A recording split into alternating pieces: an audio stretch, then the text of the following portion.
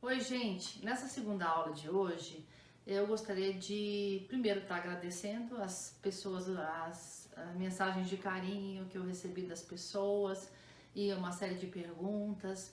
E uma das perguntas que elas me fizeram foi: eu não tenho vaso alto, eu só tenho vaso baixo. Então, professora, como eu faço para me virar com os vasos que eu tenho em casa? Então, minha proposta de hoje é mostrar para vocês como que vocês podem usar o vaso baixo de vocês, facilitando a amarração e a colocação das flores, sem precisar de muitas técnicas, né? Então, eu tenho aqui várias situações que eu gostaria de estar passando para vocês. Primeiro, eu tenho isso aqui chama-se hanadome, né? São os lugares onde você colocam as flores. Nesse caso foi uma ceramista que fez para mim, então eu utilizo ele às vezes quando eu tenho esse vaso baixo aqui.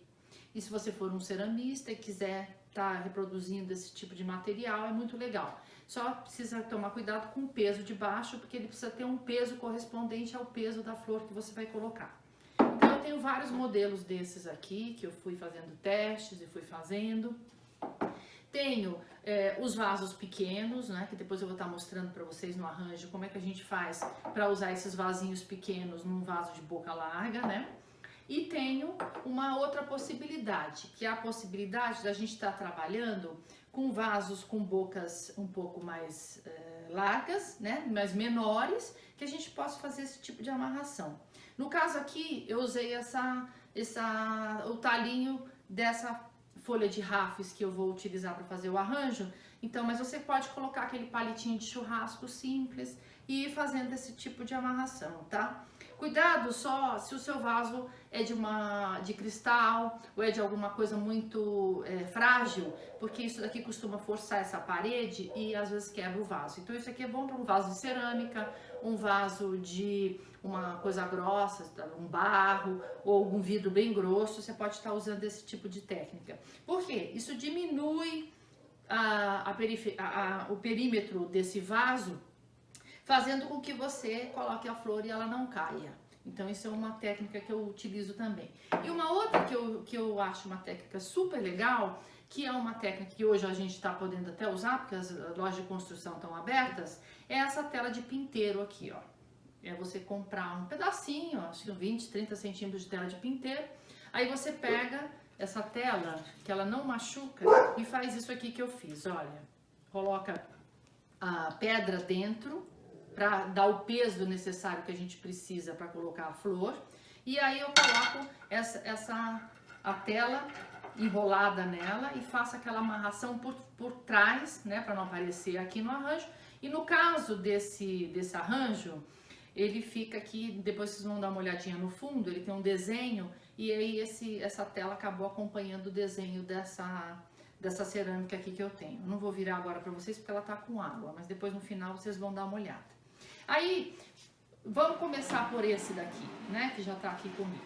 Então, eu separei essa flor aqui, que é uma flor de uma bromélia que eu tenho na minha casa. Hoje eu não tive condição de sair, a gente tá meio que fazendo realmente um isolamento, então eu usei justamente as flores que eu tenho no meu jardim.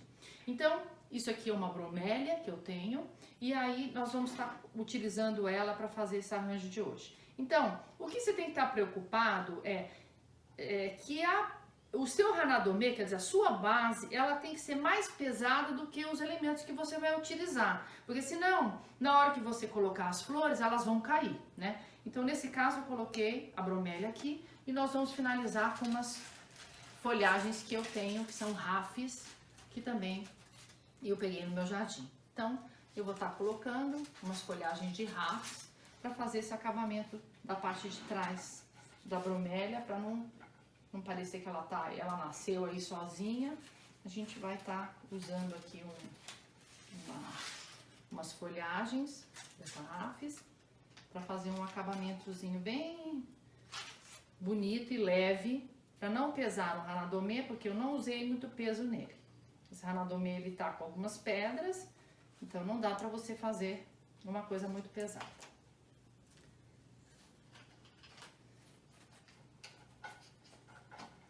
Difícil aqui fazer ao vivo, né? Na rapidez que a gente precisa. Então a nossa intenção é essa, ele fica um arranjo leve e ao mesmo tempo você consegue nessa base colocar esse arranjo. Eu vou tirar um pouco essas coisas daqui, passar para cá, para a gente continuar fazendo uma outra técnica que seria interessante passar. Vou deixar isso aqui no canto, tá? Na verdade, a minha intenção, junto com o tempo, futuramente, quando a gente começar a fazer as nossas aulas online, é trazer do Japão esse daqui, que seria um hanadome que é utilizado lá. Não tem aqueles espetos. Eu gostaria que, dessa forma, a gente conseguisse prosseguir sem utilização daquele material. Aquele material não é um material que me faz, assim, como é que eu posso dizer? Até porque nós estamos trabalhando com um objeto vivo. Então, aquele material, ele machuca a base da flor. E a flor é o nosso, quer dizer, vamos dizer assim, é o nosso filé mignon do arranjo. Então, eu não posso pegar uma flor e maltratá-la naquele espeto. Então, todas essas técnicas que eu estou ensinando para vocês são técnicas que a gente não, como é que se diz? Não tira a vitalidade da flor, pelo contrário, a gente prolonga ela, uma vez que a gente está dando uma missão especial, conforme eu disse na outra aula. Uma missão que é uma missão de troca de energia. Então, eu não posso tirar a energia dessa flor, porque esse contato que nós estamos fazendo vai sofrer, como é que eu posso dizer, um desgaste em função disso. Então, essas técnicas que eu estou passando, esses hanadomes que eu estou mostrando, todos não tem nada que machuque a planta. Então, por isso que eu estou utilizando essa forma, né? Eu vou colocar ele aqui para o lado e a gente vai fazer o nosso segundo arranjo, que seria o quê? Eu tenho uma boca desse tamanho, então, meu Deus do céu, como é que eu vou colocar a flor aqui sem machucar e de uma forma que ela fique legal, bonita, etc. Então, existe uma outra técnica, que são esses vasinhos que eu tenho. No caso, esse daqui, vou estar usando esse, mas eu tenho outros vasinhos, né? Se a gente tiver uns vasinhos pequenininhos, perdidos na casa, pode ser inclusive um mais alto, né?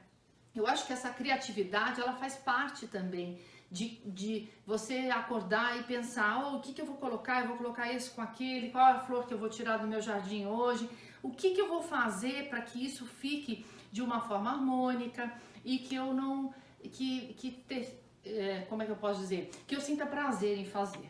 Então, na verdade, eu separei uma camélia, porque na semana passada foi a mesma flor que eu utilizei, que é uma árvore que eu tenho aqui na minha casa. Então, eu separei uma simples camélia para mostrar para vocês como que eu vou colocar ela aqui no vaso. De que jeito que a gente pode preencher um vaso desse com uma única flor. Então, a gente vai pegar aquele que eu falei bem rasinho, né? Um vaso rasinho, pequeno, para que a gente não precise estudar muito esse estudo de boca de vaso, né? Aí eu vou colocar essa camélia devagar, né? De forma que ela fique, né? Nesse vasinho aqui.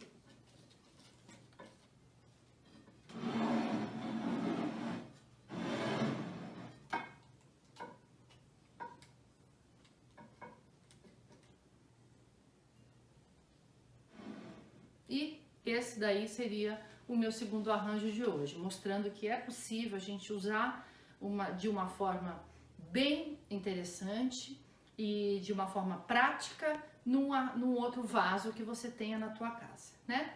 E a minha terceira opção de hoje seria o meu vaso alto, né? Que é o vaso que eu sempre faço, né? Para o altar de casa e que hoje a gente vai estar trabalhando com outro vaso que eu tenho e a camélia que eu utilizei na semana passada.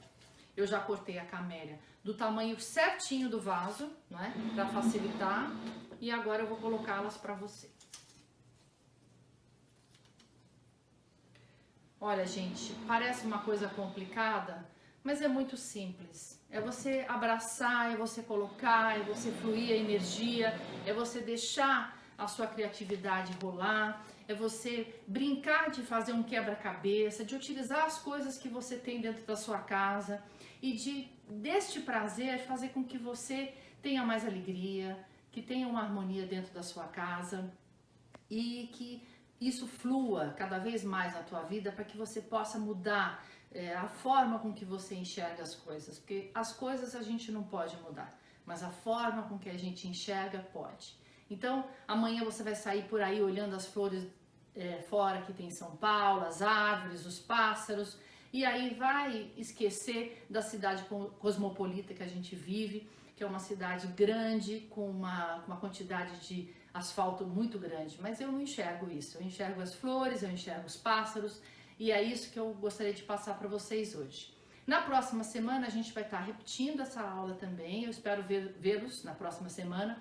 O templo tem um canal, eles têm o contato deles, eu gostaria que vocês passassem para mim as dúvidas e também o que vocês gostariam de saber, porque afinal de contas eu estou aqui e esse tempo eu estou utilizando para isso e eu poderia estar respondendo as perguntas que vocês têm aí e de uma forma mais legal, assim, todo dia aqui na nossa casa. E eu espero que vocês tenham gostado da aula de hoje. Até a próxima!